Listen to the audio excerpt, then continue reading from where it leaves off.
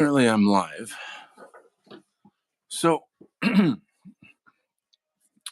looking through the graphic novel that I created or am creating, and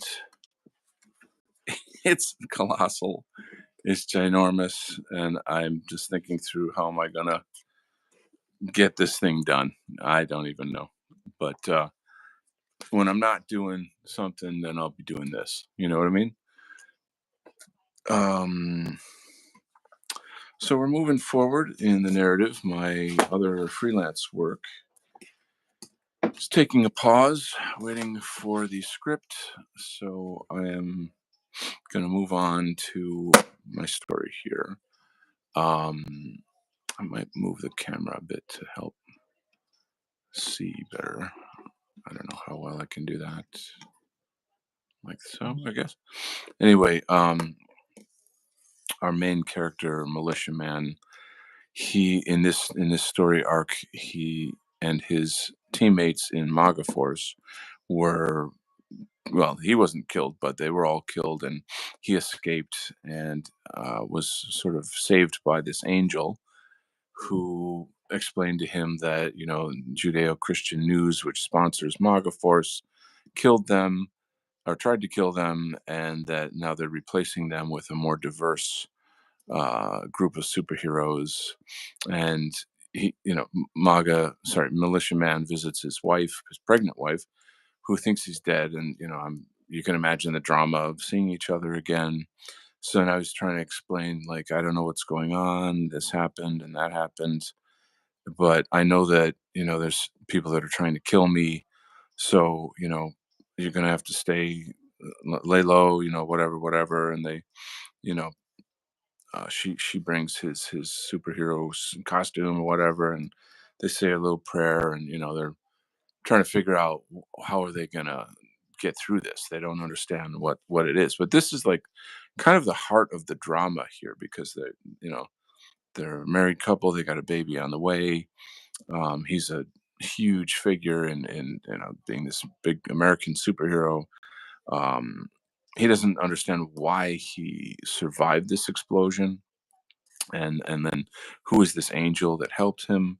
So it's by this time in the story, the audience is really, really hooked, and then there's an emotional investment in you know uh, and here's some of the artwork. There's the angel there, and there's Militia Man, and he's confused. He kind of runs away, and then he finds, sort of like, he's dressed up like this so people don't recognize him, and he kind of finds his wife out shopping, and says, like, hey, meet me at the place where I proposed to you. And so she realizes, and then she meets him there, and of course you can imagine how happy she is, and kissing and crying and lovey-dovey. And then that's where he goes on to explain to her, this is what happened. I don't know what's going on. Lay low. As far as you know, I'm still dead. You're grieving. And until I figure this out, honey, just lay low. That's pretty much the story. It's not an uncommon trope in murder mysteries, this kind of like detective stories. I'm sure you've probably seen it somewhere in like some kind of detective movie or crime mystery movie. So that is the update on the story. Welcome to the two people that are watching, and the one that gave me the thumbs up. You know what I can't figure out about this channel is I'll have like a core group of like maybe, oh, I don't know, 7 or 8 guys that regularly come on the chat, and we have a great time. It's just you know all on the same page, and you know blah blah blah. So, but then a day later, I'll notice that I got like 170 views. And I'm thinking, who are these other people? Who are these other people that just, I mean, how long are they watching? There isn't, analytics will show like the average time that someone watches. And a video of this kind, I don't really expect people to stay for a long time. It's not like a show. It's me drawing and you know uh, stream of consciousness, talking about stuff, chatting with you guys, and et cetera, et cetera. So that's fair enough. I do legit shows that are, academic in nature, often cultural, philosophical, sometimes always political. And those shows are the kind of shows you would want to stick around and get yourself some popcorn or like settle in, give yourself some time to get the benefit of the whole show. Um, but still, man, I mean, up to like 200 viewers for an art stream like this, like a comics art stream. I don't know. I'm amazed at it. I'm of course grateful. I think it's pretty freaking cool. Um, but gosh, I would love to know who's coming. And presumably, there's a lot of the same people that are coming back. Um, so what is it that brings you here? Gosh, I'd love to know. I think part of it is there's always a part of me that is thinking, how can I improve my show, or what could I do that would make it more interesting, more engaging, all that kind of stuff. But like shows of this kind right here, where I'm doing this type of work, it's essentially just a work show. It's not a show. I'm getting busy with it and you know getting the work done. Let's see how big this is. But I suppose there's probably some kind of value to just listening to me talk. Maybe there's my perspective. Some people say they like the sound of my voice. Um,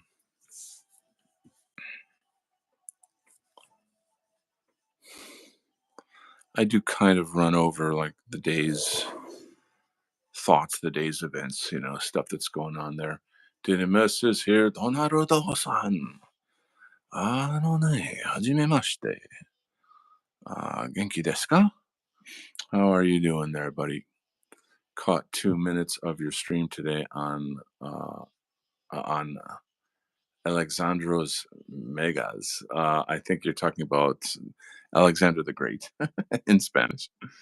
Um, yeah, how did you? Well, 2 minutes is really not much, but we we got some information on Alexander the Great, so that you can kind of talk about it throughout the show and mention talking points like things that he accomplished in his time, which I thought was a cool.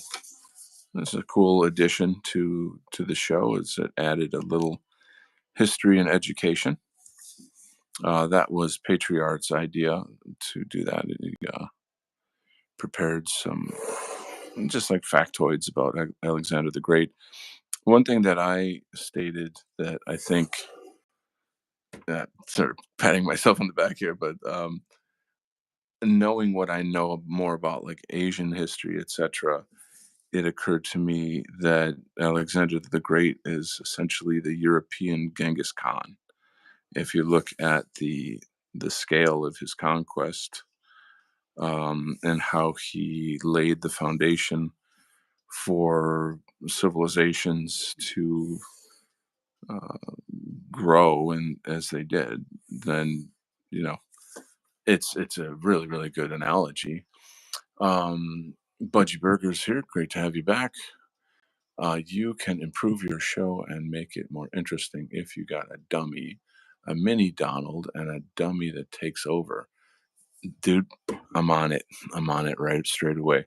I'll have to get like a little sock puppet Donald. They're like, no, this is my show. no, you go away, little sock puppet. That's a little weird. Maybe not. But unless if you're gonna like expand on that concept, maybe we could work on it. Let's do that. Let's think it through. Dynamis says, "Hey, no," he says he used to do a lot of shows like that with Sven discussing the historical. Oh yeah, yeah. So I didn't know that he had such a big history with Sven Longshanks. That's of course pretty amazing. So what do you know? Anyway, so here we are once again in Donald Kent comic book land, and it's kind of interesting. The main character in my book is not exactly, but he looks similar to the main character in the other book that I'm doing. Um, my guy is maybe a little more exaggerated, more like the big chin and all that kind of stuff. Um, but whatever. Anyway, I gotta get moving on this. So puppet little Donald. That's interesting. Donald, that worked. Did it? You like that? Like a Punch and Judy kind of thing? Is there I mean, what would I be talking about with the little Donald puppet? Would it be who's the guy that he's a marionette comedian, he's like from the South. He's got that one puppet that's like a skeleton of a Muslim terrorist. I kill you, that one. He's a very, very famous comedian. I kill you. Anyway, that that guy's great. Like I think he's hysterical, and there's really a thing there. I guess I would say that like being a I don't know ventriloquist is not quite what I had in mind for this show, but maybe shit, man. If I can pick up my numbers, maybe. What do you think, guys? I don't know.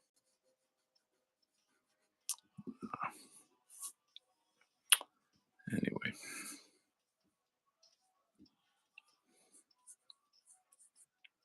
do you guys know the comedian I'm referring to?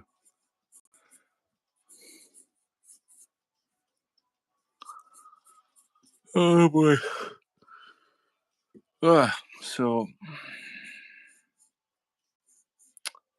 had a day off, but it's like you you gotta get a lot of stuff done on your days off, kind of thing. Um, but I also feel like I don't want to run myself ragged. I don't want to be like I feel like take some freaking time to slow down. Like take a nap, like or try to relax a little bit. It's not healthy to just be pushing so hard all the damn time. Dynamis says, dummy of a Fed with an earpiece and a navy blue windbreaker would be very funny. Fuck, dude. I could just destroy that, man. I almost, you're really on something there, man. You are really on to something there. I mean, if you only knew the things that I know about that particular topic, um, it would be quite funny. I think it would be probably very offensive to feds. Um, but like a scream, for our guys, and it's funny because like Fed is just a blanket term, like CIA, ATF, all of that. They're from our perspective, they're all feds. Um, I don't think that they would appreciate that because of whatever, but that's how it is. Um, that's a damn good idea, though. I mean, I will say that it's occurred to me, and I'm not. How do I phrase this? Like, I'm not mm, selling out or whatever, but the thought of like, the fact that people like bombastic content, you know, uh, it's just thought, I thought like, what would I do if I did that? You know what I mean? And I'm not that guy. It's not my personality. I'm not Alex Jones. You know what I mean? I don't have that kind of, rah, so I'm just not that guy. But anyway, kind of a funny thought. I guess it kind of pisses me off that our movement is like that, though.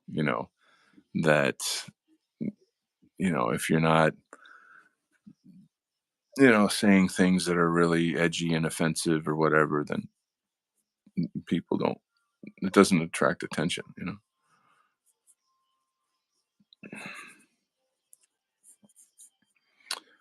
I need to get some, like, you know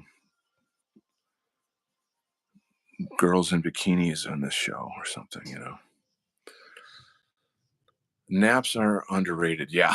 I think I'd like civilization would come to a halt without naps. You know what I mean?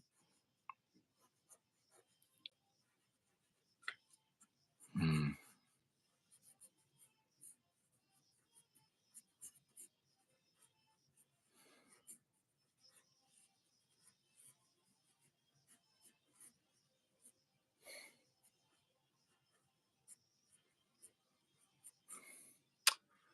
Naps are underrated is an understatement. Yeah, indeed. So what's going on with you, Budgie Burger? So I know you came on the show, or you came on the chat like not long ago, but it's been a while since I have seen you. How you been? How you doing? Hey, how you doing? Where you been?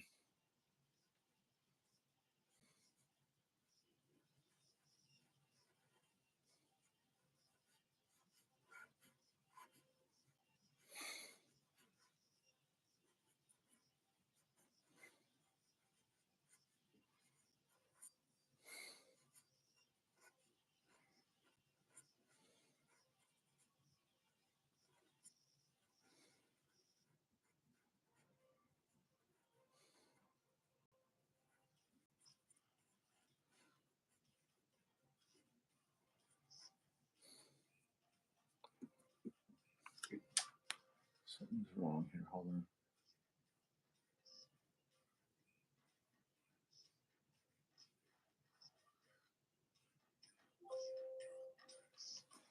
All right. So yeah, Alexander the Great. I think it was a good show today. What's his name? Patriarch was saying, like,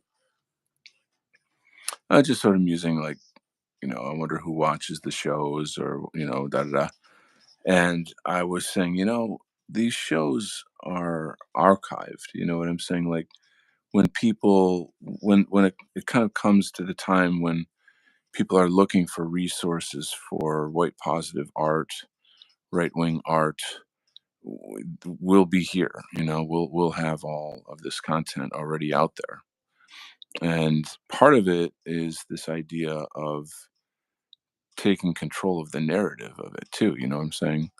Um, our enemies would love to co-opt white positive art, or white identity art. That they would totally love to. They already do that with just mainstream art. You know what I'm saying? So we got to do this work. I've been lazy, however. I've got music and arty stuff and words. Very, very good. Very, very good. I have been promising myself over and over and over to get back into music. I got a bunch of songs that need lyrics, and I'm in a pretty big transition situation here. Um, I don't get too much into my personal stuff, but some major transitions going on in my life.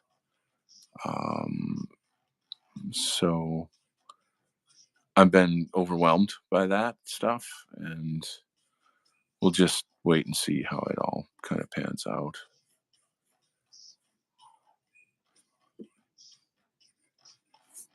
Life is like always fucking overwhelming, though, right? It's like, I'm going through this thing. Oh, fuck it. Like, we're all going through a thing. Just gotta keep going. Anyway, Jeff is here. Hey, Jeff. Um, number one. All right, Jeff. What's going on, buddy? Are you familiar with my channel, Jeff? Have you seen my work before? Let's just give you a little peek at some other artwork here that I've been doing. Comic book illustration. I don't just do comics. If you look around my YouTube, you'll see music and lots of interviews. We were just talking about the Tuesday show that I do with Patriart, a guy in the UK. And today's show was on the theme of Alexander the Great. And so my approach to the topic was, here's this guy who's, the great Alexander the Great. I'm not like a big, I don't know, how do I put this? So I'll just back up a bit. So I thought, Alexander the Great represents a certain aspect of white culture, European culture, and in terms of conquest and civilization building and all of that. And so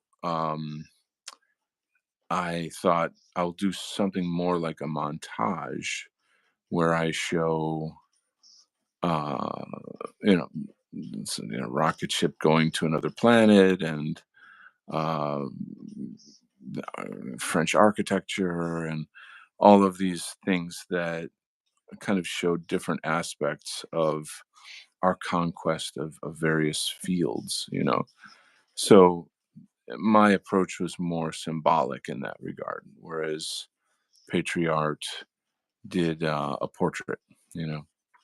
I'm going to actually get rid of this line up here. I feel like this should be an open panel. No, no, no, no. And so it was a very good show. There was a lot of talking points on things that Alexander the Great had accomplished. He spread Hellenism. He started the kind of the sort of the age of Hellenism. Um,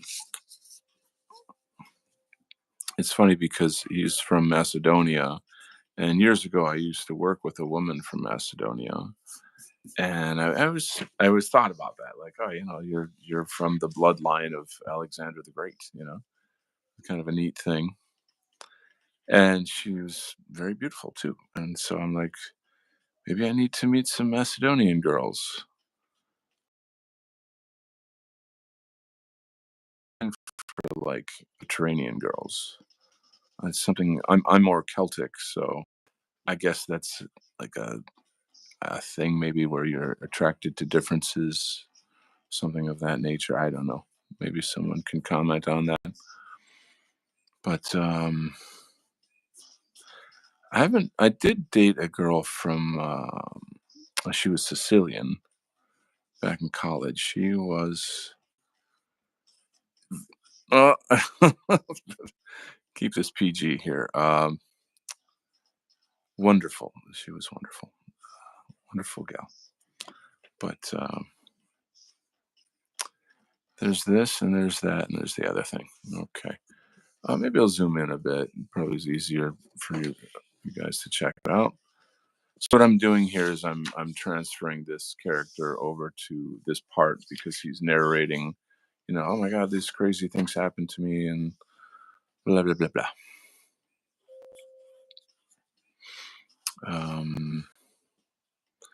How do I go from Sicilian girls to comic book angels?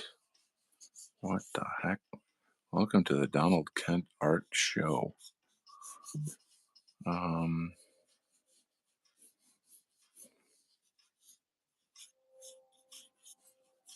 but yeah, I've been reconnecting with a lot of old friends. That's kind of a thing I've been doing recently. A lot of people are sick and they've got health issues and they're getting old and this thing and that thing is something's happening and something's happening. And I just noticed a lot of tragedy, frankly, among a lot of these friends. And I feel like it's been a long time since I've really hung out with them, and I just gonna try to get back in touch and just sort of be around, you know. And it's good for me, obviously, you know, with whatever the social side of things. Um, and people grow and people change, and you know, it's just kind of neat to be there through the changes and have the sort of consistency of the friendship together. There's a friend of mine that had a really serious accident on at work and can't work anymore.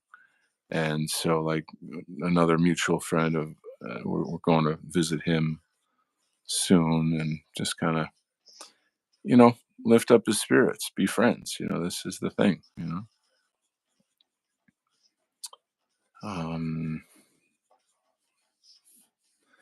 but it's the kind of thing where it's like, you know, how many times did this guy ask me to go out on his boat fishing, and I somehow never did, and now that'll never happen. You know, and it's just a thing. You know, things are changing, folks. You gotta grab that life stuff while you can. If that makes sense. So I'm pleased with the way this is coming together nicely. I guess there's a side of me that's stressed out about, like, how the fuck am I going to get this graphic novel done? You know, I just, I just fucking need to win the lottery. You know, and like, I just want to do this full time. You know, full time. Not just this. You know, music. I want to get back into painting. I've been thinking about taking, not painting courses, but like going online and looking at some instructional videos to get back into, you know, just the proper techniques for oil painting, and doing some like absolutely beautiful landscapes. And there's a certain kind of art that I like a lot. It's in a sense, it's very poetic. I don't even know what I would call it. It's like sort of a type of romanticism, but with landscapes. And there's, you know, I'm very allegorical in my work. So anyway, I really believe that I could do some like absolutely gorgeous, gorgeous landscape paintings.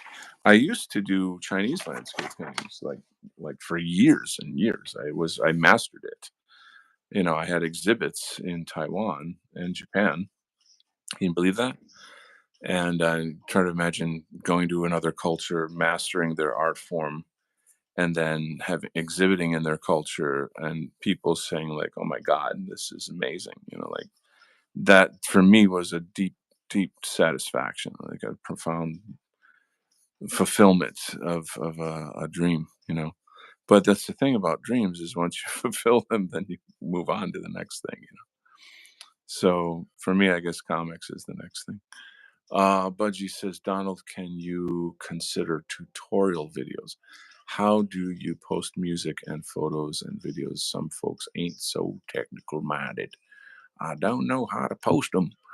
Um, I've had many people ask me to do art instruction videos, and there are already tons of people doing that. Yeah, you know what I mean? And like, so, like, for me, the time that I have, I spent many years as an art teacher, and I feel very much like, you know what, I want to invest my time in me. I want to make my art now. You know what I'm saying? So I'm not super keen on doing that. And I do have like you guys probably know Luke Mason. He was just on the show not long, like a couple shows ago, whatever. We He just popped on, you know, for free chat. You know, and he's getting back into art, and privately I've been helping him a lot. And like anytime someone reaches out to me privately with these type of questions, I give them a lot of attention, you know. um so that teacher part of me kicks in. Hey, Robert. Hello, Hippocratic Oath. Bob Ross has videos. Yeah. I don't have the Bob Ross hair though. You got to have the hair, and you got to talk like. And now we're gonna put in some happy clouds. I guess he has an even more peaceful voice than I do, so he wins in that department. Good to see you guys. Just doing some work here, worky work, jerky work. Wow, check that out. So change the music. This is one of those jams that's like a 10-hour jam. You know how on YouTube people will take one song and they'll just loop it for 10 hours. Anyway, um, so let me see if I can get out of this. All right, almost there. All right, that'll wrap up in a minute. Ooh, let's see. Robert says I do some art tutorials later on in a couple of months from now on my Odyssey channel. You do? Oh wow. You'll have to reach out to me and shoot me the links, man. I'd like to see that. Das ist gut, ja. That'd be great. Um, but yeah, I was an art teacher for a very, very long time. Um, I taught both kids and I mean, I pretty much taught like all age groups. So I had it's a job. You see what I'm saying? It's like okay, I can teach, I can do art, I can teach art. Let's make some money. You know what I mean? So I would do like after school type of programs, evening programs for adults, like in what's called continued learning. And of course, the kids stuff is kid stuff. It's like how to draw cartoons, fun stuff for kids. I did a how to draw comics class, and it was sort of like 18 and up. So it was I did have some adults and some like college kids in there, but I also taught fine art and like portraiture and Chinese landscape painting was my one of my big popular classes. Um, but anyway, what am I trying to say here?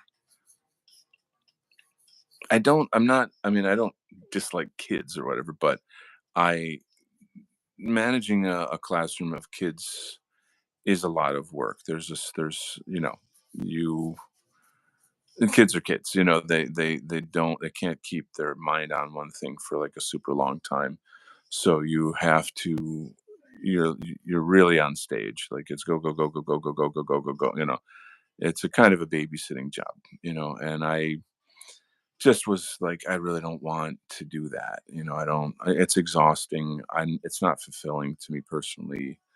Uh, it's a way to make money, but um, it's not really my thing. It's not really who I am. And there are people that are genuine art teachers, and blah blah blah, whatever. That's fine. But with the adult classes, however, then I would get to meet people and have interesting conversations. And get into the deeper parts of art, and that was fulfilling to me personally. I would meet one of the sort of great memories I have teaching Chinese landscape painting is that, and you have mostly like old ladies that take that class. But one of them was old woman from elderly woman from Scotland, and I was absolutely thrilled about that because I'm Scottish and I want to learn about Scotland, and I love her accent, and she was just wonderful. So I'm, doing the class and getting into the philosophy of Chinese painting and all that stuff. So, but then while the adults are painting, they're just naturally just chatting, just normal people chatting while they're painting, and that's where I learned a lot about Scottish history and various things about the clans, and um, so that was really enriching for me. I really enjoyed that a lot. That was pretty cool. Um, Teaching's exhausting though. I mean, there's a lot of prep work involved. You got to have all the materials. You create like PowerPoints. There's that hour or two of you in the classroom does not. There's at least an hour or two of prep work involved. Um, and then I think maybe the harder part of it is that you don't know what you're getting. There's some people that are just assholes, and they're like not fun to teach. They're not fun to be around, just like in real life. And they're like, okay, this guy's a jerk, or that woman's a jerk, and so I have to have like a little strategy on how I'm going to deal with this person, and stop them from fighting with each other, or blah blah blah, blah, blah. So there's always these dumb uh babysitting things that you have to do on the job, which I never liked. Um, so let's read. We got a lot of comments here.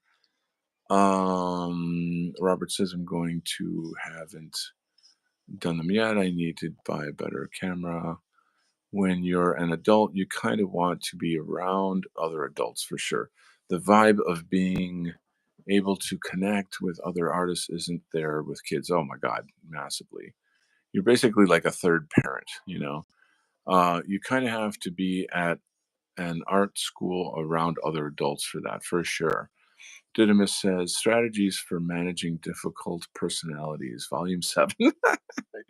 Yeah, dude, I mean, that's probably how like, I'm able to do what I do now. Like, that's a lot of like, I don't know how to explain this, but like, very, very many times in my life, I've had to just deal with weirdo narcissists who are very manipulative, and part of that is comes from the women that I've known in my life, mostly. But as a teacher and this whatnot, you learn these things, and it is what it is. So whatever, I'm better for it. I'm happy that I have this kind of ability, and when I'm with my buddies or whatever, I'm able to kind of tell them like, oh look, this person's manipulating you. They're doing this or that. Don't fall for that, or watch out for this. That kind of stuff. Yeah, women is volume 2 to 6. Yeah, right. Yeah, I know.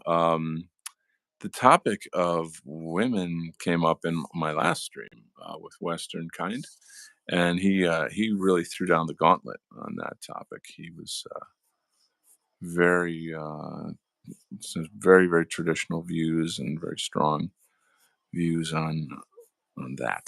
Um, but what else can I say? It's funny you mentioned like college. My When I went to f- get my fine art degree in college, it was such a golden age for me. It was so I really have very very fond memories of that time in my life, and it could be a good like storytelling resource for this show. How I get into my stories. Um, so I might do that. Um, yeah. Oh, um, anyway, so like let's get into it. In my senior year in college, in high school, I had like an AP course,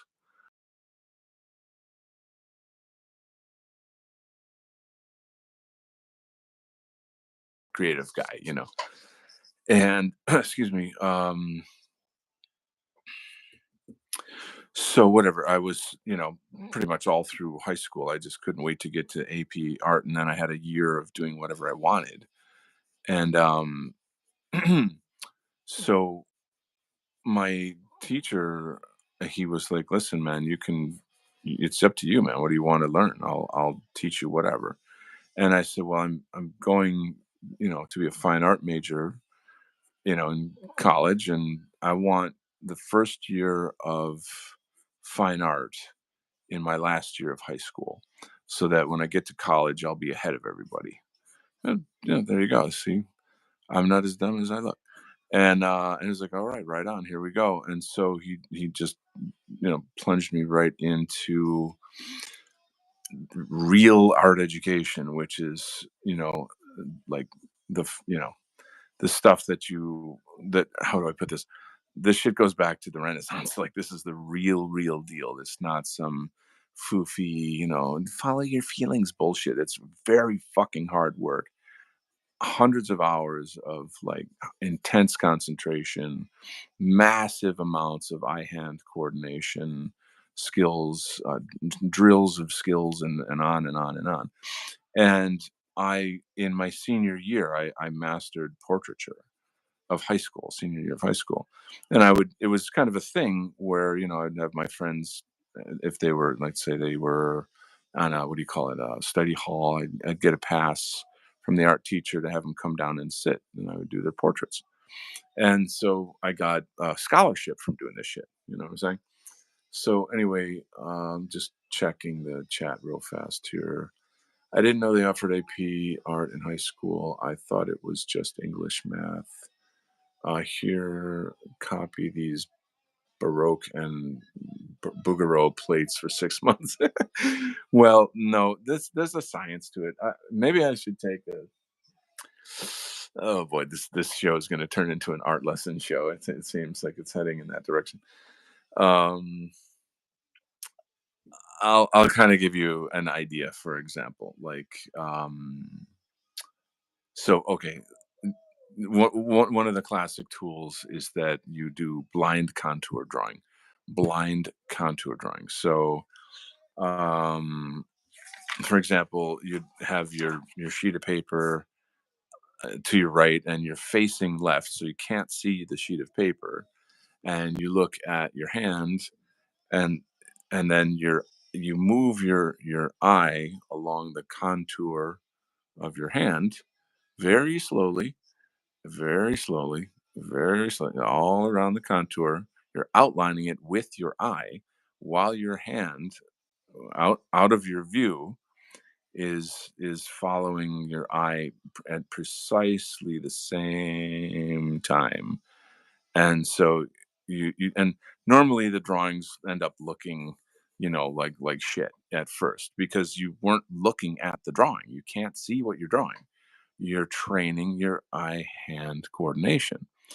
So I did that for, you know, months, and not just that. There's that, and then there's semi-blind, where you're looking your eye and the contour and the da da da, and then you quickly glance at the paper to sort of adjust. Oh, okay, I need to move the pencil here, and then your eye goes back, and then da da da da. And it's a brain discipline.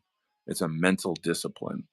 And then you'll set up like a still life with a number of simple objects, soup cans and balls and various simple objects. And then you do the same thing, but with a number of objects that are next to each other. And then you just kind of you scaffold up the difficulty of it. And then that's just outlining things. Then the concept of understanding the form of anatomy and adding light and shadow to it, that's a whole other science. So you scaffold all of these understandings on top of each other through training, and a year later you can draw like a pro. You're legit, but you gotta put the fucking work in. It's not, oh, splash some paint over here and it's so colorful, it's got rainbows. Oh, your feelings are very serious and la la la. Oh, I I hate that. I think art teachers that teach that shit should be fucking fired, like, and that's the nicest thing I could say. Like, it's Marxist, essentially. It's just more of that bullshit about how can we ruin young creative people that could turn out to be artists. So I don't know. That's another, of course, me, I was go down that road of that kind of shit, but so whatever. Anyway, that and drawing upside down. Yeah, I've done that painting upside down where you're looking at a piece that is upside down, and all you're really doing is recording the shape and the tone of the image that you see. And like if I were to you know draw a copy of this, you know, I would just be looking at the forms of things and not saying like, okay, this is a hand or this is a feather or something, but rather this is just a shape. It's pretty neat stuff. And the grid method. I don't do the grid method. I'm not a fan of the grid method. To me, that isn't really art. That's sign painting. Like if you're a professional sign painter, you would make a grid of an image. Let's say you know Joe's hot dog stand or whatever, and you grid it out. And then when you go to paint it on a wall that's 12 by 12 feet, you put the grid out, and then you take each box and you kind of expand it and then just replicate it. And it's extremely mechanical. It's not really art. So I wouldn't. And there are teachers that teach that method, and they think they're awesome, but they're stupid. I'm sorry. I'm sorry.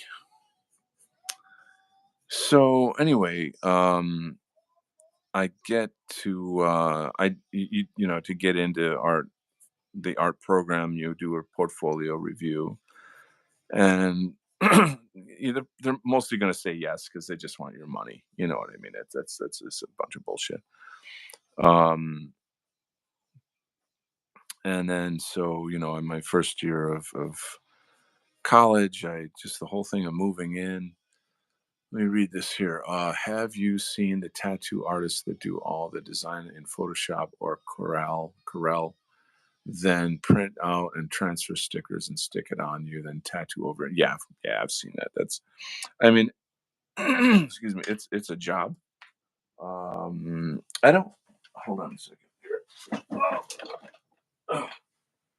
Oh, it's getting cold in the studio. I'm gonna throw a sweater on. So I don't like tattoos, and I'm not sympathetic to it. But I don't want to make any statements that would be like too subjective and kind of lump them all in one you know box or. But like I don't like tattoos, so like I don't actually have anything nice to say about that. I won't take away the skill that these guys have. I think that I don't know. It just since I'm so biased against it, I don't actually. I can't say much. I mean, it is drawing. It is a form of art. I recognize that. Um, and then the whole thing about like what you just said, just the mechanical way of printing things out and putting it on people. They make a lot of money. It's a money thing. It's a culture thing. I've had dozens and dozens of people say, "Oh, you should do tattoos, man. Yeah, I'm gonna pay you to do tattoos. How come you don't do tattoos? Tattoos, on and on and on." I'm like, so I just whatever. It's like, okay, when I'm done, can I cut your skin off and put it on a frame, put it in a museum? Whoa, did I just say that? Holy shit. The fuck is going What's wrong? Uh-oh. Uh-oh. Oh, ho, ho, ho, ho. My Fed just wrote that one down. He's like, subject appears to be violence. Send the van. Subject is playing with puppets and mocking out feds. Send the van. Anyway, let's see. Reading. Oh, da, da, da. You still have to know it. You never know. You might have to paint signs one day. Nah, not me. I'd rather flip burgers than do that. I always hated it when, I mean, I would paint a mural. I would do murals. You know what I mean? I always hated it when I was in school and studying art and somebody would say to me, "You can always do tattoos." I wanted to punch them in the face. Dude, you and I are right on the same page there, bro. Right on the same page. So, yeah, it's like it's just an ignorant thing to say. It's I don't want to go too far into that. So, Donarudo, the skin collector. Yeah, no, that's I am not a skin collector. Um, so what else? So yeah, the whole process of like, get I there was an art dorm at the college that I went to, which is super cool for me anyway. And I lucked out so much getting like a fantastic roommate. We were roommates for 2 years, and we're still buddies. Like we still stay in touch. Became a lifelong friend. Fantastic guy. I could talk about him a lot. I actually did a comic with him years later, but he's a writer, professional writer, worked in TV, stuff like that.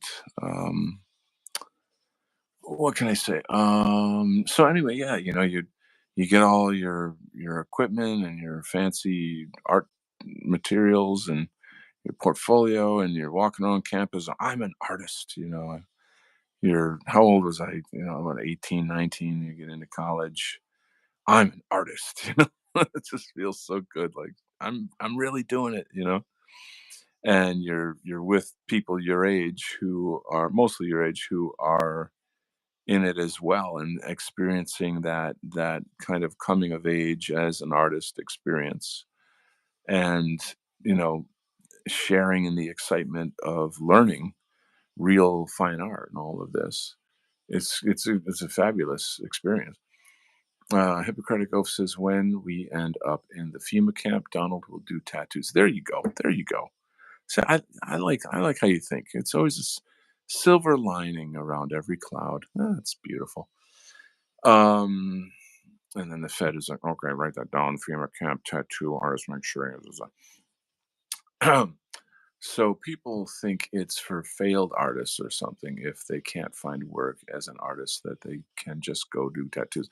Well, I mean, like I know tattoo guys, and like you know, it's just who they are as dudes. Like they're into the culture of tattoos. I am not. I don't. To me, it's you don't do that to the human body. Like I don't. I'm just. It's just I got a problem with it.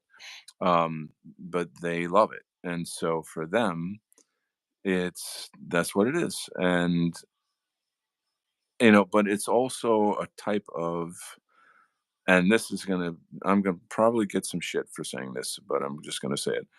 I feel like people that are really into tattoos are kind of stunted like uh, their maturity is sort of stunted. Like they're kind of stuck in the kind of like, oh, heavy metal, man, yeah, dude, wow, like that kind of high school mentality. And I just lost like a whole bunch of friends by saying that was a really rude thing to say. But am I right or am I right? I mean, that's the nature of that culture is like, right, tattoo man, he's cool, man. Yeah, wow, yeah. So it's that heavy metal culture. And like, I don't hate these guys, and I don't have anything against them. That that they can do whatever they want with their lives or whatever.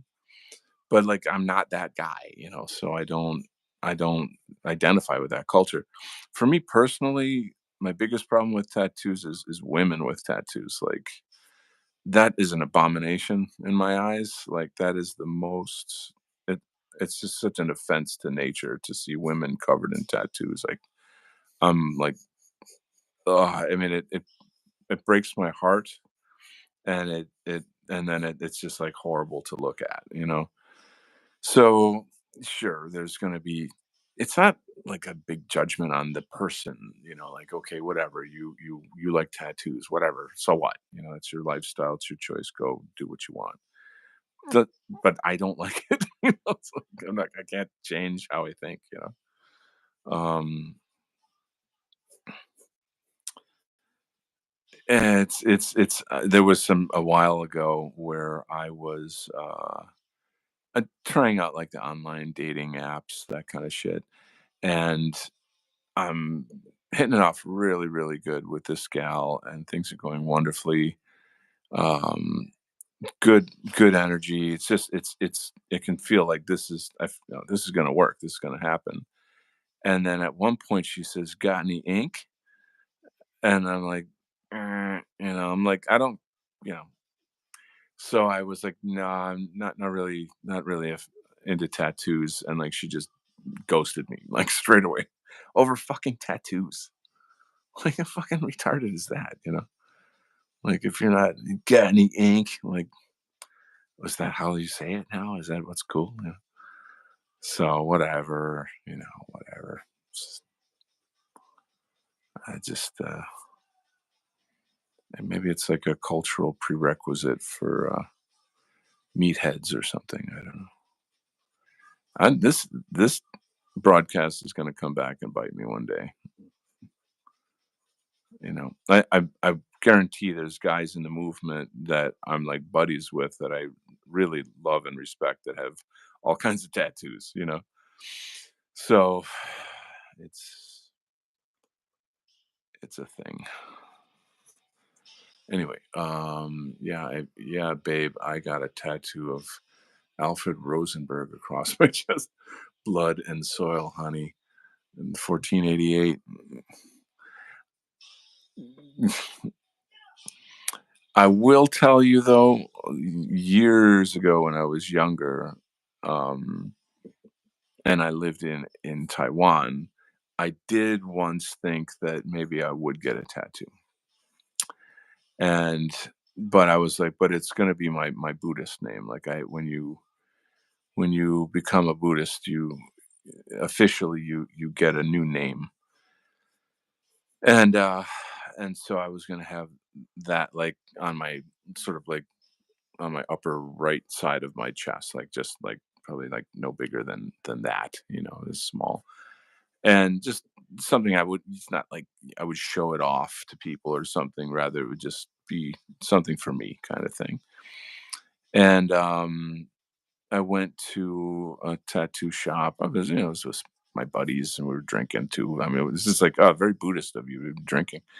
Um, but I mentioned it to whatever the guys at the tattoo shop.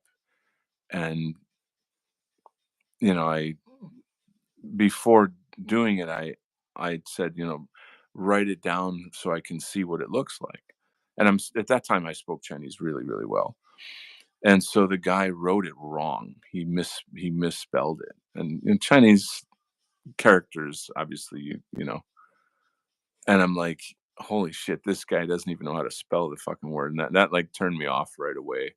And then I'm like, not doing this. I spent my money on something else. But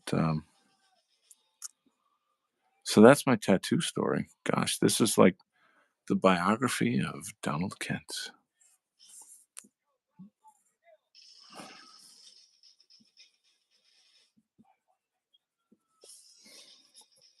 I think my college art story would maybe be more enjoyable. Um, see what you guys are talking about. I have a tattoo, but it's just the one. I didn't get into it anymore. Yeah, and I don't. I feel like I'm being a little rough here. Pyle says, or no, Dynamis is responding to Pyle. One time I was going door to door, and there was a 25-year-old black guy tattooed some teenagers in his mother's living room. Oh, God. I really, yeah, tattoos just don't work on black people either, right? I mean, am I right? I mean, like, what? Like, it's just messy. And, like, there's a girl that I was getting close to a while ago, and her roommate, her like, and her two best friends were like covered in tattoos. Now the girl was not the girl that I liked, but they were like, and there's a certain personality type that goes with that. It's a type of like, I don't know. I read something somewhere that like girls with lots of tattoos are this is a sign. It's like a huge red flag, you know, emotionally.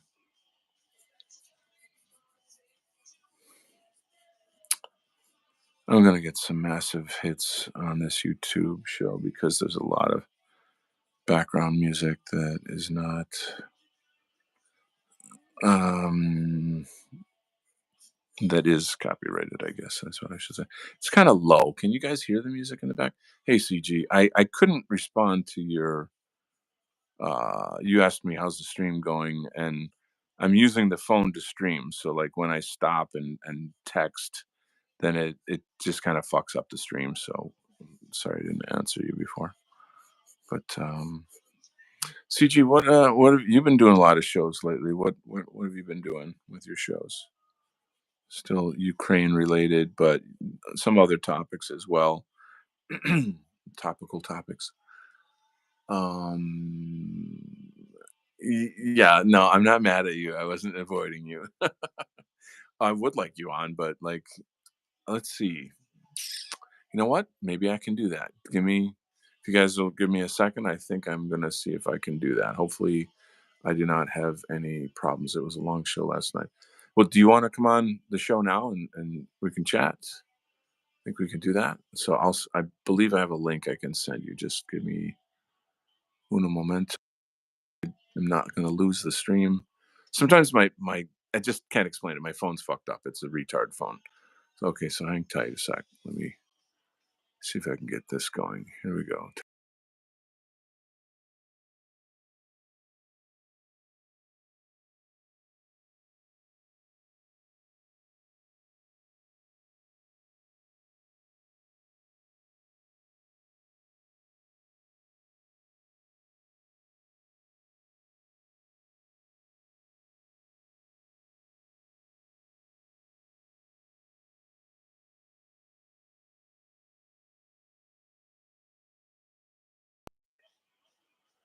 See how it works. Okay.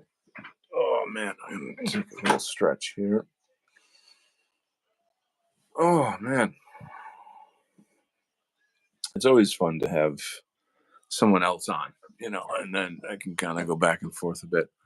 Tattoo culture has always frustrated me. I've had it pushed on me many times. Every time I tell someone I'm an artist, the first thing they ask is if I do tattoos. I, I have that experience like a lot. Like that's happened to me tons of times over the years. And you feel insulted in a way. You feel like, but it's not really an insult. It's just they don't really know what art is what that actually says. You know what I mean? Yes, do your thing. How did Um,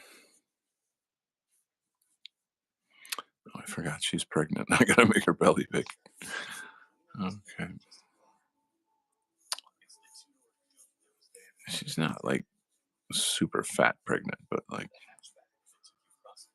got something going on down there. Got a bun in the oven, as they say. So CG will be on in a little bit, and then I don't have to talk anymore. Woohoo! Uh oh, here comes some rock and roll. All right. Let's see. They don't know any other art other than tattoos is how people come off. Yeah, it's just it's very ignorant. It's very ignorant.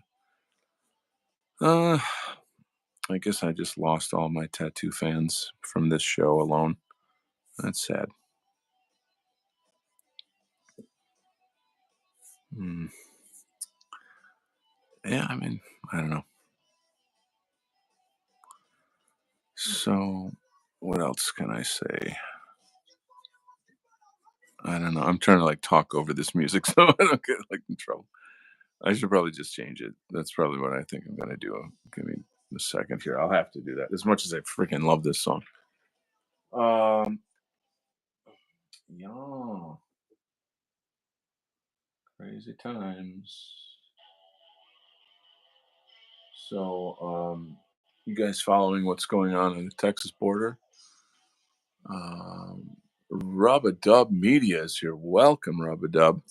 How we doing, big guy? I'll give you a little look at some of the comics art that I'm doing. Gonna zoom out a touch for you. Whenever I have someone new in the chat, I always try to give a little look at some of the projects that I'm doing. Give a kind of a tiny tour, so to speak, of the comics live stream at Donald Kent's channel. Um, let's have a peek at some work here. Ben here, but first chat. Love you, Donald. Oh, hey man, cool. That feels good to hear. Thank you, sir. What is Rub-a-Dub Media? Tell us more about what you do. I would love to know. That'd be awesome sauce. So you probably have seen some of these pages then if you follow my channel. It's funny because I in the beginning of the show I was talking about how I have like, 7 or 8 guys that come on the chat room, but then like a day later I'll see that I had like 200 people that came and watched the show. I'm like, where are all these other people? How come you don't jump on the chat? Um, I really wish they would. It would be so cool to get more people just jamming and talking and having fun. Just, very, very much into community, my community. I have the best fans. So, anyway, um,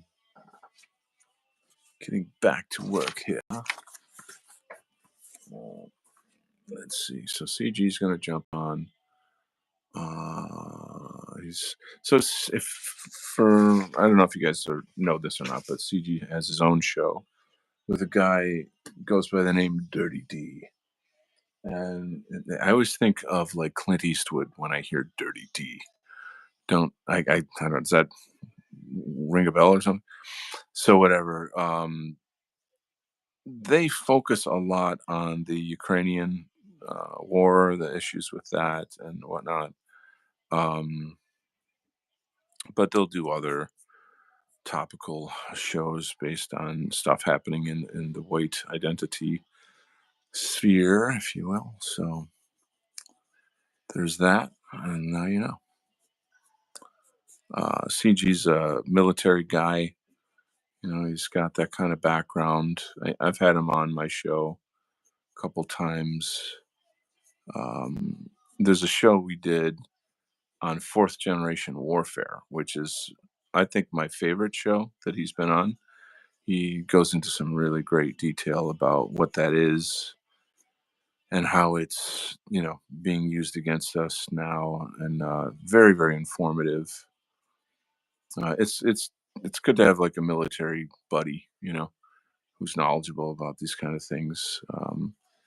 He I don't know much about like Ukraine and whatnot, so he really helps to enlighten on that topic as well.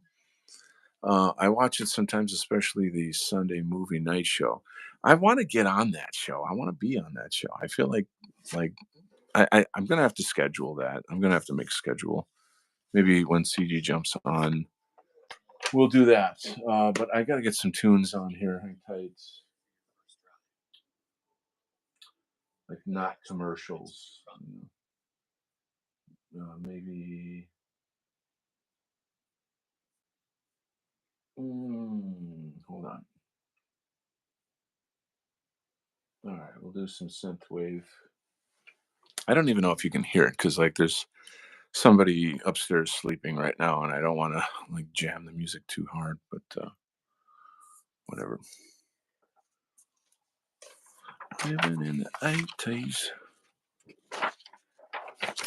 So, if you guys could go back in time and live in another era, what era would you live in?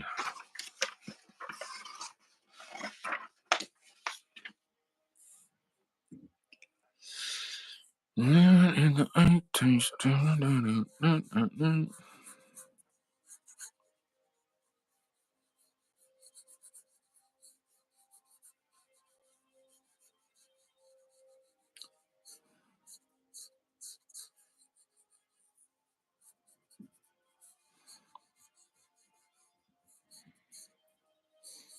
Uh-oh. Oh, here he is. Come on. Are you on? There you are. Hey, what's up, buddy? Hey, buddy, how you doing? Just trying to Um, turn off this yeah. camera here.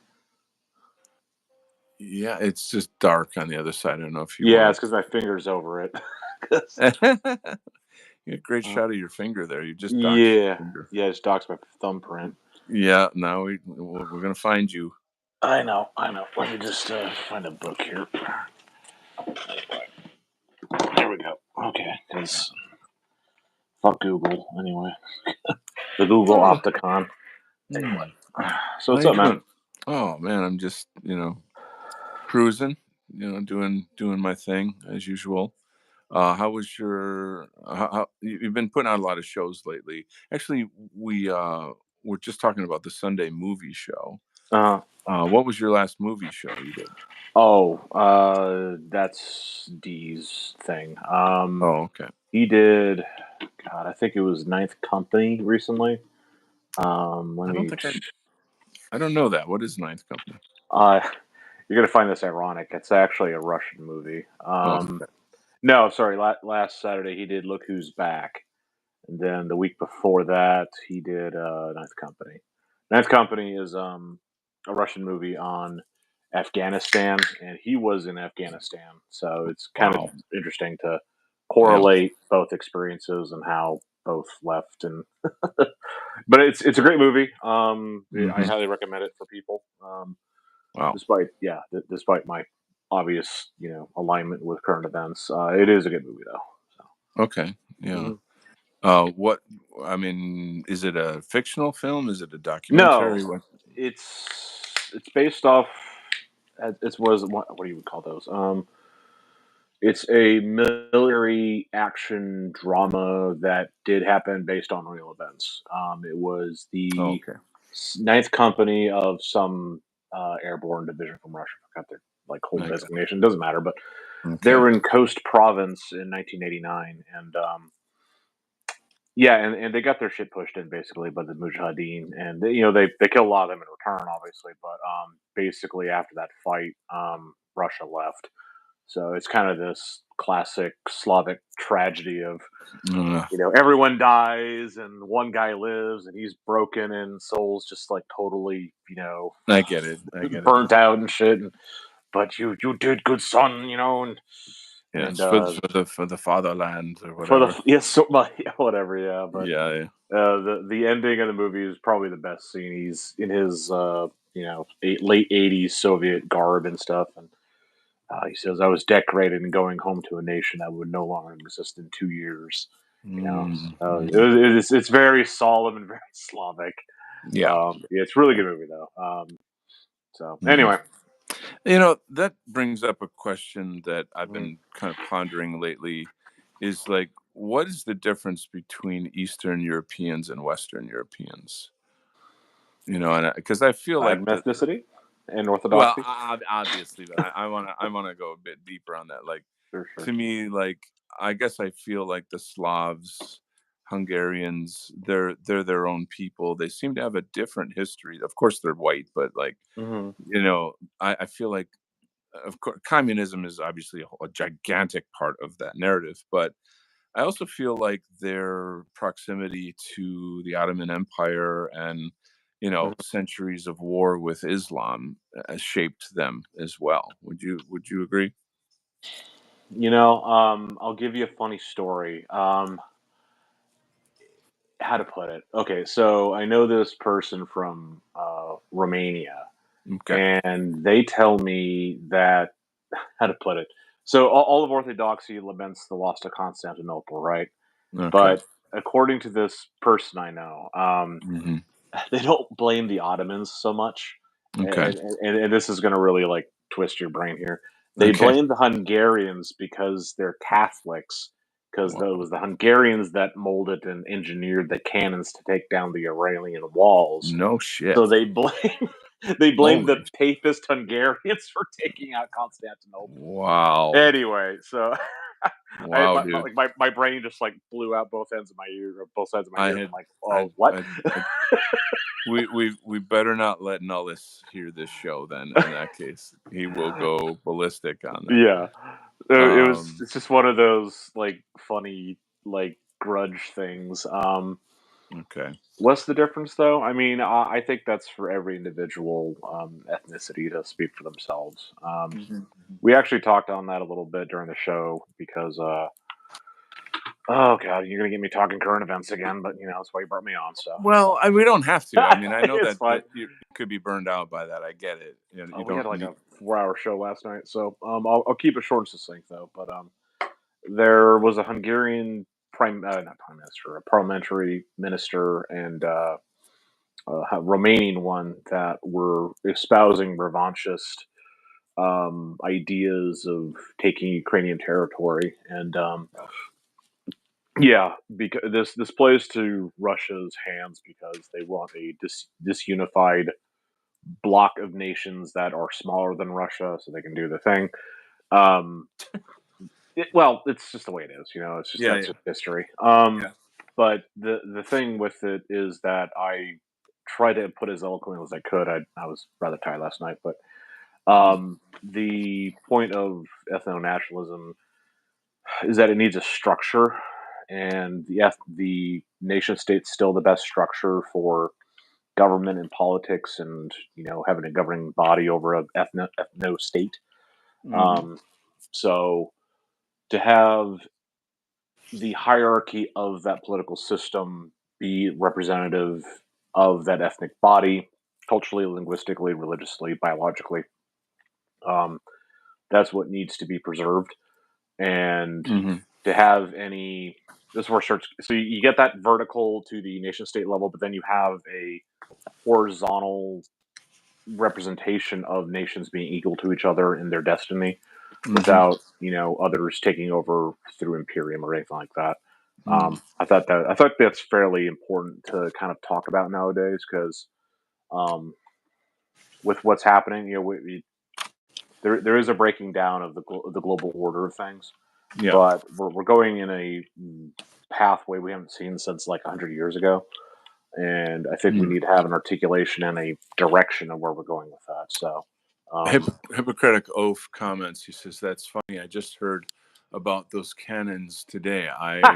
That's pretty weird, actually. yeah. That I was told they offered the cannons to the Byzantines first, but were rejected. So they sold them to the Ottomans. I haven't researched it though. You can't trust defensive contractors in any age. Wow, Yeah. that Well, says a lot. That says a lot. yeah, that's funny. Yeah, it's funny how people pick up on that. So I heard that a while ago, but yeah, it's funny how knowledge gets around. Um, Mm. yeah, I don't know. That's about as succinct as I can put an answer to that, though. I mean, I Mhm. think, yeah, Well, what are your thoughts on what's going on in America? I mean, the southern border is heating up quite a lot. I'm hearing a lot of revolutionary talk from Texans. I know that some of it is bullshit because, like, there's a TikToker who drove his car down to that one bridge where all the news is about how they've, the barbed wire and then the military, blah blah blah, and then you can drive 5 minutes down the road and there's open gates that are just, Mhm. anybody can just walk right in, and it's like a news. It's just some bullshit news fodder. You know what I'm saying? Yeah, yeah. Like they're not actually doing anything to stop. You know. Um, any takes on that? Any hot takes on all that No, stuff? no hot takes. I think it's just, well, it how to put it. I mean, I'm peeved about it because the Yeah. political gamesmanship of the Republican Party Hmm. is on full display. Hmm. Um, That's well said. yeah, I mean, we all know how. I mean, even MAGA people have to be honest about this if they're going to have any integrity. I mean, Trump has openly said, "Don't solve the problem, so I have a platform to campaign on." It's fucked up. It's It so is. I mean, profoundly like, fucked up. That's um, amazing. yeah, I mean, like, it's not about saving money. I mean, even taking the other side's point on this, I can play devil's advocate on on this. If you had people legitimately saying we shouldn't be giving 30 billion, 40 billion a year to Ukraine, um, that they still admit publicly they're not going to solve the problem. So, like, Hmm. what's your fucking point? So, Yeah, yeah, yeah. um, anyway, I, it I, does. I Go ahead. think Trump seems to think that he can just deport them all once he gets in office. Like that Well, he seems. told us that in 2016, and that didn't happen. So, I mean, um, yeah, go ahead. Yeah. Sorry. Well, I mean that was it. That was primarily the point there. I don't know. It's just it's it always seems to boil down to like nobody's coming to save us. We got to do this shit ourselves. Hmm.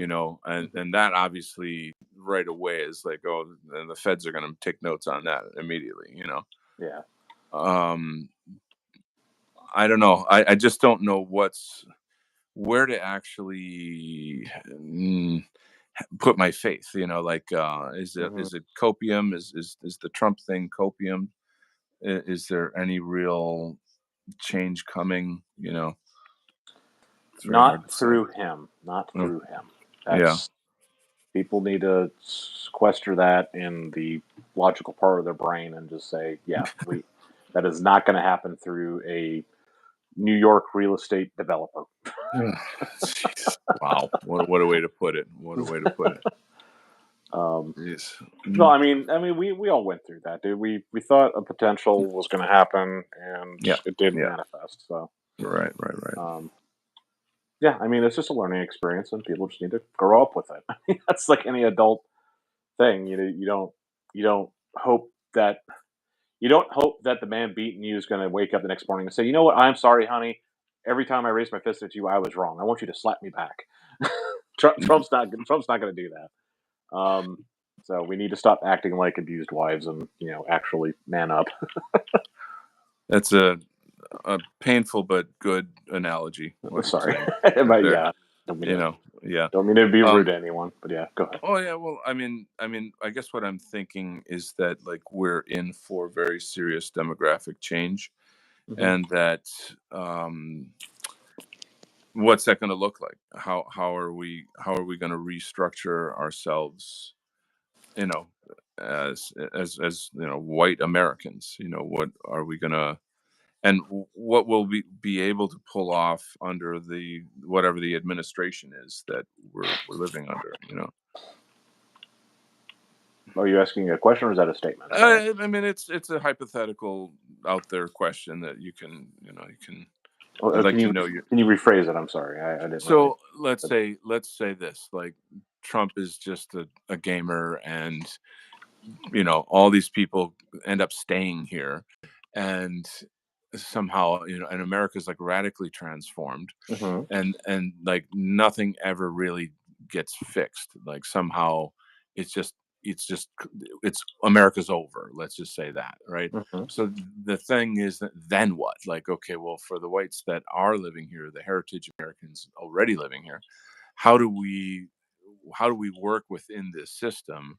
Hmm. What do we do? How do we rebuild? How do we coalesce? How do we organize?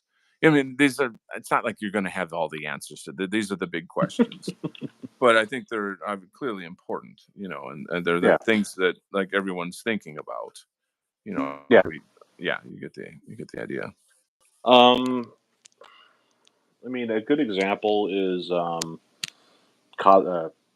Kazakhstan? Yeah, I always get Kyrgyzstan, Kazakhstan mixed up. But Kazakhstan, they were down to 40 something percent native Kazakhs, and these were people that were nomadic prior to the Soviet Union. Okay. They were forcibly settled into cities, basically, right?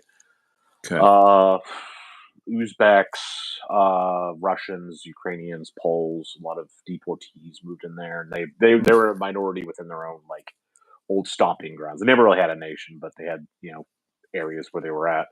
After the Soviet Union fell, a lot of people left. They Hmm. coalesced into a people, and I think they're now at like 70 something percent. So Okay. yeah, I mean, we would kill for those demographics nowadays, but Right.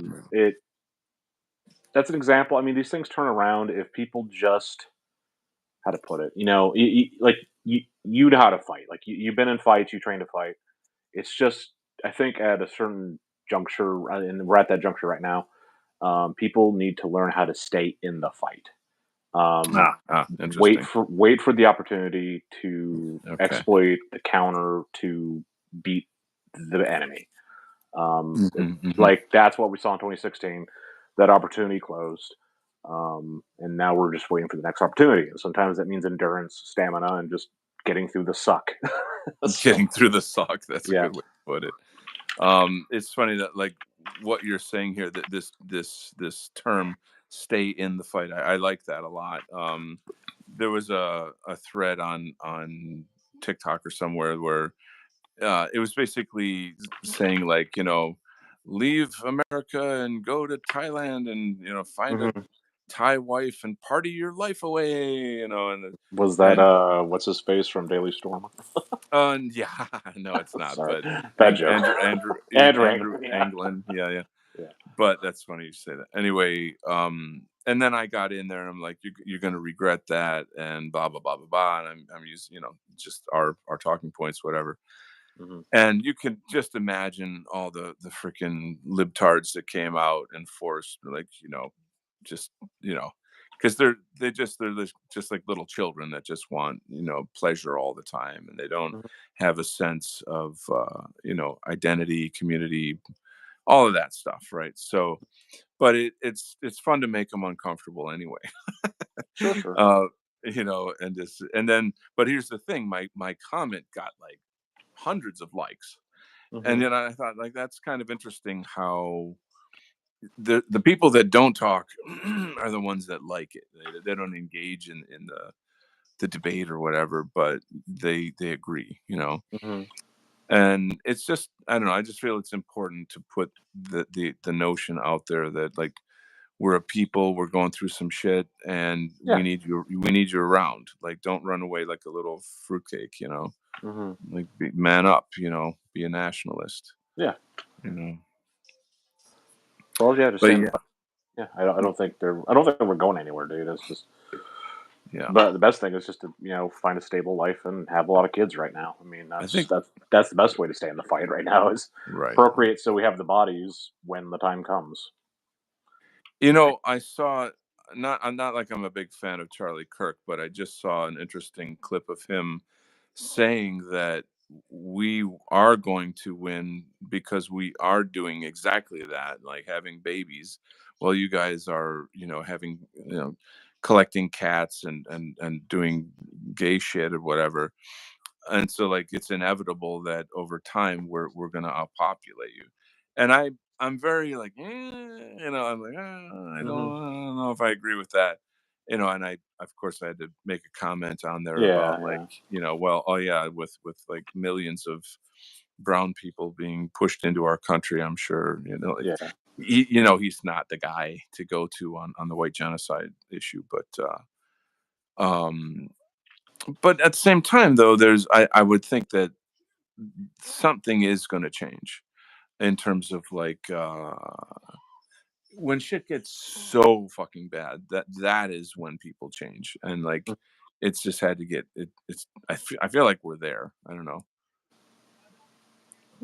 I don't know, dude. I can't diagnose Yeah. political gamesmanship. If I was, I'd be in the White House by now. Yeah. Yeah. Oh, speaking of which, this is crazy. I Uh just huh. discovered this the other day. Um Trump is already hiring for his new cabinet, Of course he is. and they and like all there's a site that I found. I could send it to you, but I that think I actually signed up for back when he was first doing that. I just kind of dropped an email in there and said, "Hey, yeah, sure, hire me." But of course, he doesn't. yeah, I mean, my thinking would be that I would work for like the endowment of the arts, and that I would, if that, Hmm. yeah, it's obviously kind of a bit of a fantasy to think like that, but um we need our people in positions of power. Have you heard of tactical civics? No. Okay, so I'd say look that up. Tactical civics is it's a newish thing Hmm. that I'm actually going to have a member of tactical civics on my show to talk about it as soon as we can set up an appointment, whatever For time. sure. But anyway, it's pretty much Christian nationalism, but it's on the county level. It's an established national organization that trains people to go in to their counties and like get positions of power. So tactical civics, look it up for Okay. sure. Yeah, yeah. And I guess I guess I'm thinking like, we need to kind of cover all the bases, like, have a political presence, do the prepper thing, all that, like just in the case of who knows what happens. Hmm. Yeah. Um. Yeah. Yeah. Don't know how to really put it, man. I know there is no single solution to this whole thing. It's going to be Yeah. a lot of steps. Come on, you're supposed to have all the answers, man. What happened? Dude, if I had the answers, I'd be selling the answers to get rich. Yeah, like I wouldn't be here on your show, Don. Oh, I was not I'm saying kidding. that, of course I not. know. But I'm yeah, teasing. Um, but yeah, no, dude. I just again, I'm just tracking all the stuff happening in Ukraine. That's the important right. stuff right now. Okay. So what's his face? Democratic oof. No, no, no. Tucker Carlson just did the interview. Ah, What are your? I only caught his intro. I didn't catch yeah. the interview. The interview's not out yet, from my understanding. Oh, But okay, okay. um, yeah, no, I'll be sure to cover that on the show because that's going to be a That'll be a big one. yeah, yeah. What He's are your? What are your? Well, I mean, you seem to be thinking it's going to be some kind of bullshit. I don't know. What do you think? um, it's this is going to piss off some people, but I really don't Yeah, care at this point because I've been on the other side for 2 years. yeah. Um, the point to it, I really have to ask, like, what's the point? Um, there was a joke that came out. Let me see if I can find it again. There was a bingo card of the interview. Let me see here. It's just a joke floating around. So the bingo card is going to be the evil Anglo-Saxons. Ukraine is a fake country. The ruble is fine. I get it. Uh, Russopho, denazification, all the crap, right? Hmm. I mean, like, who? I don't know. What again? It's kind of goes back to what's the point? Like, is we have to acknowledge where he's starting from, right? So Hmm. Tucker Carlson's coming from a MAGA point of view, and we have our grievances with the establishment that are justified. However, and this has been the real schism with the nationalists in various countries, and it really comes down to how people view the war in Ukraine. It's like, do you view harm done to people more important than the protection of your own people? That's kind of the Mm. fundamental question. So if people are more, I don't see how to put it. If people are more interested in harming others over them, a sort of more anarchist point of view is kind of how I'm trying to frame it now. I think because it's more like they frame it in Okay. systems, right? They frame it in like the Anglo world order, the American world order, under Yeah, talk and stuff. yeah.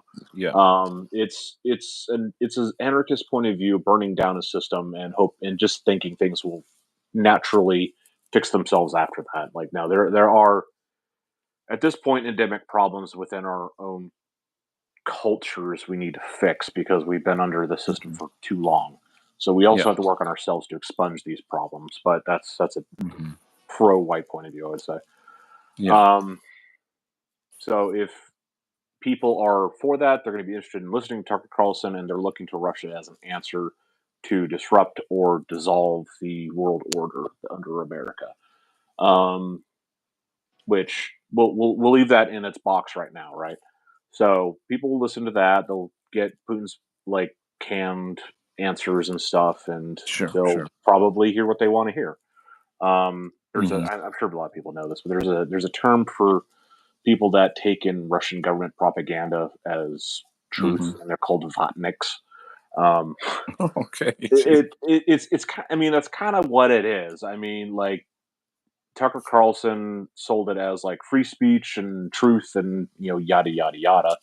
Yeah, And yeah, yeah, yeah. yeah, and just last week he his FSB arrested, I want to say two dozen or a dozen like mobilized men's wives. They were Wow. asking for their men to be brought back home Yeah. because I think the old law stipulated Mm. that if they were mobilized, they need to be returned home after a year or something like that, Yeah, yeah. or 6 months. I forgot what exactly the timeline is, but Sure.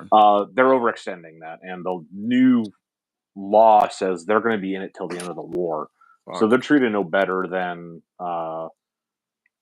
Storm V guys now. The old Storm Z guys had contracts of 6 months. Now they have contracts till the end of the war, basically till they die. Oh, shit. So these women have, legit grievances. Have their Yeah. husbands back. And Right, right, this Jew Solovyov on their main like Russia One channel or something like that was right. Mhm. lambasting these white wives. It's like, Yeah.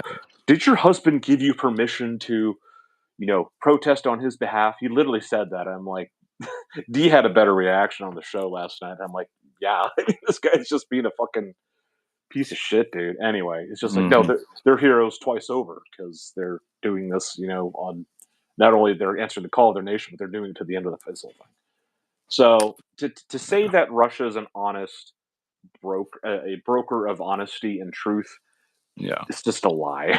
So going there Yeah. expecting an honest conversation with the leader of that country is not Right, going to right. happen. So um, I hear you. Yeah. Couple comments here. Hippocratic Oath was saying Ukraine mhm. is helping defense contractors field test drone tech that will eventually be used on Americans as per usual with any new weapon tech. Um, is that that's why what. Is that Go why ahead. they use Chinese Mavic drones that are commercial? That statement makes no sense. Sorry. I didn't know who's where, who, what, but anyway, Yeah, just reading the comments here. yeah, yeah, yeah. I hope Putin does his anti-Nazi routine for half the The interview. interviewer, yeah, yeah, I The know, quote, the real Nazis. yeah, That's it's so funny how everybody uses the Nazis, as like part of their big narrative. yeah. Take care, That's Robert Pyle. have a good night, Good pal. night. Yeah.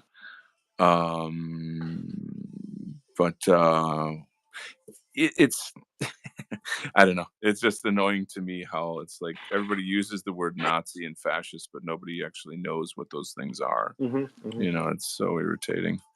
Well, it's based. I mean, both America and Russia are based off like their how to put it. Their moral foundation is based off anti-fascism. Yeah, Like yeah. that is the legitimacy of both states. For Russia, it's the Great War. Hmm. Actually, there was a great. So, are you familiar with Nick Sjelvey by chance? No, no. No. Okay. So he's a friend of our show, Okay. and he's a Macedonian, and he actually Hmm. launched his own like webzine sort of thing, and he had Cool. he had this work translated by Dennis Keaton. And if people are familiar with the active clubs and Robert Rundo, people will be familiar with Dennis Nikitin. Dennis Okay. Nikitin was friends with Robert Rundo for a number of years. They did a podcast together. I thought it was pretty cool. Talk to MMA and fights and Great. have do these club things. Dennis Okay. Nikitin right now is fighting on the side of Ukraine against Putin as a Russian nationalist, and he is the head of the Russian Volunteer Corps. Wow. And he published this thing about how native Russians are having a hard time. resisting state oppression, basically against state sponsorship of diasporas from the Caucasus and Central Asia. He gave a few Mm, allegorical stories and stuff like that, though, and yeah.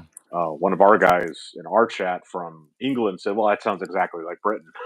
It's like, well, yeah, you know, because the axes of that moral foundation disenfranchise the biological majority in every country. Of Mm, course, the minorities are going to be the protected class, and the larger segment of society is going to be the oppressed class. And hmm that's what happens in Russia, America, and Britain. So yeah, I mean, even from that angle, there isn't a savior in Russia, in mm, that sense too. So yeah. mm. Oh God, too many things going on, man. The world is in such a head spin right now. It's not. I don't think it's that bad. I mean, well, I mean, like there's good people doing good things. I mean, you're doing your thing. I'm doing my thing. I mean, That's nice to hear. well, I mean, Um, really, dude. I mean, it's like it's the black pill becomes the poison pill at a certain point. It's not like you need yeah, to yeah, just embellish the is it nihilism ad infinitum. So true, let's true. let's just let's acknowledge that there's good hard people doing good hard things out there nowadays and take solace. Yeah, I like, and kind of like I was saying before, like there's just life is struggle, and people evolve through these things. I've kind of brought this up on other shows where our people have been through a lot of shit over Hmm. history, and we just transform and grow through it. Hmm. I'm just hoping that what the content I'm giving to it has some kind of impact, to Yeah. you know just guide and moralize people. So, Yeah. yeah. Um, so let's see. It's almost 11 here on the East Coast, and Daddy got to work tomorrow. So I think I am going to have to wrap it up. Sounds good. I'm glad I got a page done. I'll do some inking on that. I'm super glad that you joined me, and Yeah, I got to see your thumb too. No, I but know, right? Yeah. yeah. Anyway, always a pleasure, my man. It's Yeah, yeah. it's just really enjoyable to listen to all your knowledge on all these things, etc. So, good times. Right. And thank you to everyone in the chat. Great to have you guys as usual. Stay cool, stay strong, keep the faith, and all that. And we will see you next time. Okay. All right, gang. Have a great night and take care. Later. Bye bye.